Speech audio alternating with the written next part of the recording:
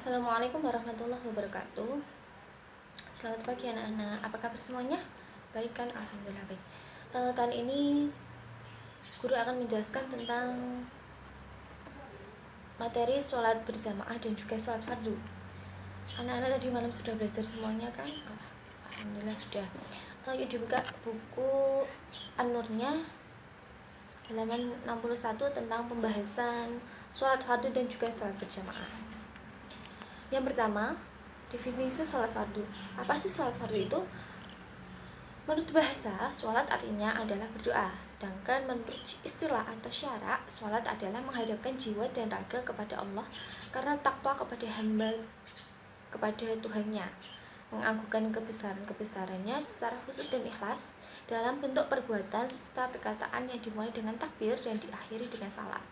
Sholat itu awalnya dia niat dalam hati, khusyuk, niatnya dengan khusyuk, niat sholat dan diakhiri dengan bacaan salam.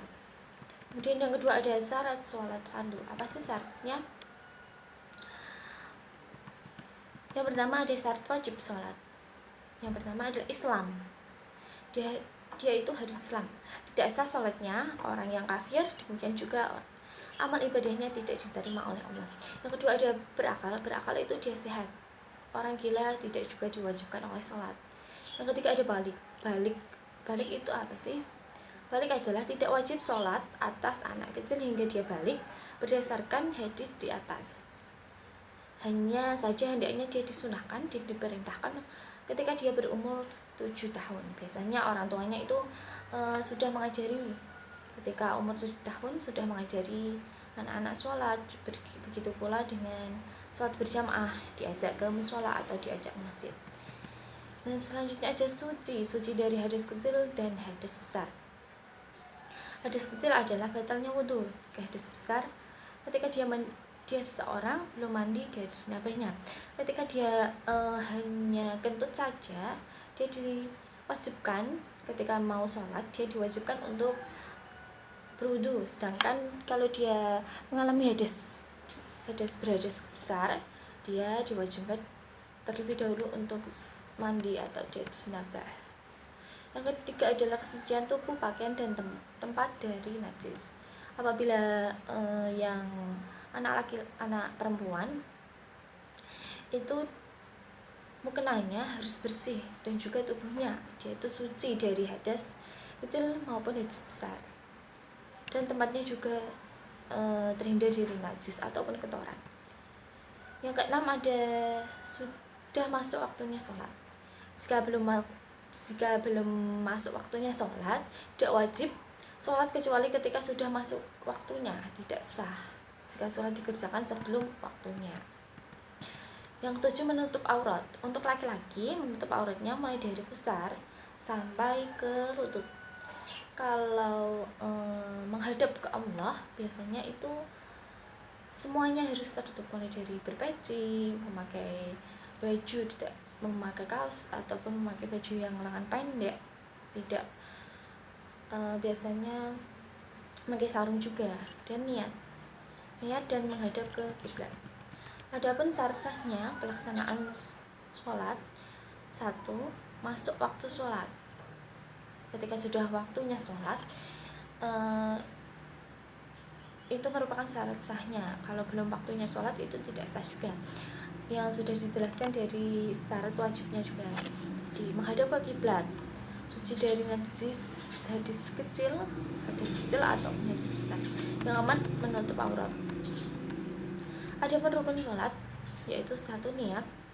Niatnya mantapkan hati kepada Allah. Dan yang B, posisi berdiri bagi yang mampu. Apabila tidak mampu berdiri, maka dia duduk, ataupun dia tidak mampu duduk, tidur, ataupun tidak mampu untuk tidur dengan menggerakkan hati, memantapkan hati saja.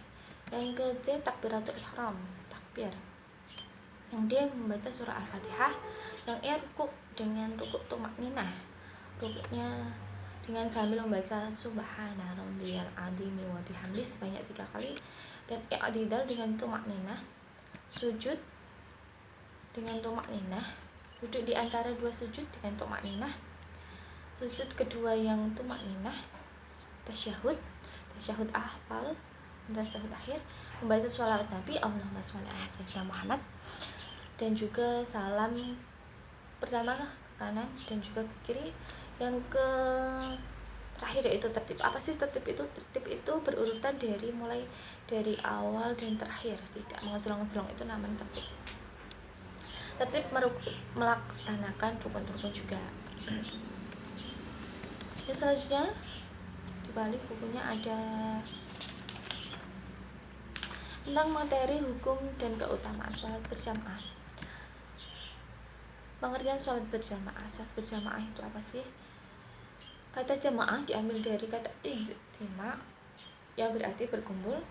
Sholat jamaah adalah sholat yang dikerjakan secara bersamaan minimal 2 orang, yaitu 1 imam dan 1 makmum. Itu minimalnya. Berarti kalau sholat berjamaah adalah ketergantungan sholat makmum kepada sholat imam berdasarkan syarat-syaratnya. Dan juga nomor 2, hukum-hukum sholat berjamaah. Apa sih hukumnya sholat berjamaah? Hukum sholat berjamaah,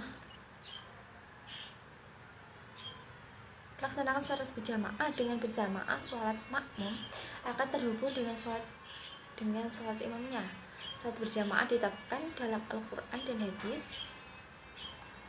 Dalam ayat Al-Quran menjelaskan ketika perang berada berjamaah maka beriman dan ingin mendirikan sholat kepada mereka, baliklah mereka 2 golongan, kemudian hendaklah segolongan dari mereka sholat bersamamu dan segolongan lainnya berdiri menghadap musuh. Itu ketika sholat dalam peperangan juga. Dan hukumnya sholat berjamaah, sebagian ulama yaitu fardu ain, sebagian berpendapat bahwa sholat berjamaah itu fardu kifayah, dan sebagian lagi berpendapat sholat itu sunnah muakkad. Sholat bersama itu sunnah muakkad. Pendapat terakhir inilah yang layak kecuali bagi sholat Jumat. Jadi sholat berjamaah hukumnya adalah sunnah muakkad karena sesuai dengan pendapat yang seadil-adilnya dengan yang lebih dekat dengan yang benar. Begitu pula kalau di rumah, anak itu bisa belajar sholat berjamaah dengan orang tuanya, 1 imam dan juga anak-anak yang jadi makmumnya. Itu lebih baik. Yang ketiga ada hikmah dan keutamaan sholat berjamaah. Apa sih hikmahnya? Keutamaan dalam sholat berjamaah antara lain pahalanya 27 kali lipat daripada sholat sendirian. Ketika di rumah anak-anak sholat sendirian, mendingan sholat dengan berjamaah, sama dengan orang tuanya, sama dengan kakaknya, ataupun sama dengan neneknya atau mbahnya. Mendapatkan perlindungan dan naungan dari Allah pada hari kiamat kelak. Yang C, mendapatkan pahala seperti haji dan umrah yang mengerjakan sholat subuh berjamaah kemudian ia duduk berzikir kepada Allah sampai matahari terbit. Itu hikmah dan keutamaannya. Membebaskan diri seorang dari siksa api neraka dan kemunafikan. Dan juga ada yang kedua hikmah dalam sholat berjamaah, saling menyambung silaturahmi, menanamkan rasa saling mengasihi, yaitu saling mencintai antara satu dengan yang lain. Yang ketiga saling mengenal. Manusia apabila sholat bersama-sama maka terjadi saling kenal antara lainnya. Asalnya yang tidak kenal menjadi berkenal, merasakan persamaan dan perbedaan antar sosial.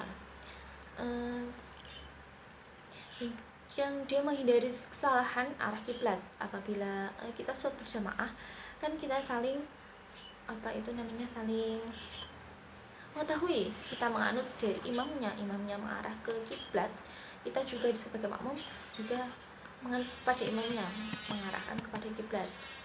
Biasakan manusia untuk disiplin, tepat waktunya sholat juga sholat. Dan terakhir ada tata caranya sholat berjamaah. Sholat berjamaah dengan diawali dengan adzan dan iqomah. Apabila sudah iqomah segera melaksanakan sholat berjamaah, tapi jika tidak memungkinkan cukup dengan iqamah saja, tidak apa-apa. Yang kedua, ada salah satu seorang imam dan salah satu seorang makmum. Apabila sholat berjamaah itu satu imam dan juga satu makmum. Imam berdiri di depan dan berniat menjadi imam, dan makmum berdiri di belakangnya imam dengan berniat menjadi makmum. Yang kelima, makmum harus mengikuti gerakan imam dan tidak boleh mendahului imam. Tuh, sholat berjamaah itu harus kita menganut imamnya takbir terlebih dahulu dan makmumnya terus takbir terlebih dahulu.